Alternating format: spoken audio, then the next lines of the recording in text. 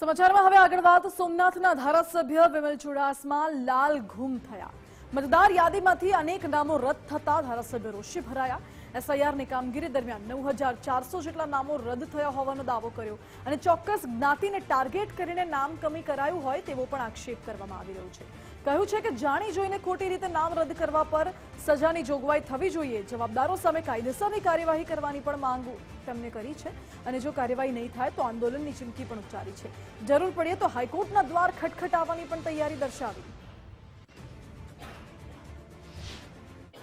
ત્યારે એસઆઈઆરની કામગીરી અંતર્ગત જે ફોર્મ નંબર 7 જે આવેલું છે, જે અંદાજિત 9400 ફોર્મ જે રદ કરવા માટે ભારતીય જનતા પાર્ટી દ્વારા જે ફોર્મ મૂકવામાં આવ્યા છે અને જે ફોર્મ મૂકવામાં આવ્યા છે ત્યારે મારી તંત્રને વિનંતી છે કે આ જે ફોર્મ મૂકવામાં આવ્યા છે ત્યારે એક જ ચોક્કસ જ્ઞાતિને ટાર્ગેટ કરવામાં આવ્યા છે, એક જ ચોક્કસ પાર્ટીને ટાર્ગેટ કરવામાં આવ્યા છે।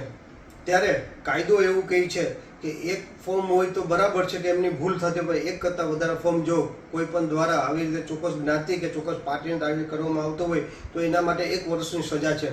તો તંત્રને મારી વિનંતી છે આવા કોઈ પણ દ્વારા કરવામાં આવ્યું હોય તો એની ઉપર એફઆઈઆર કરવામાં આવે અને એની ઉપર લીગલી પ્રોસિજર કરવામાં આવે।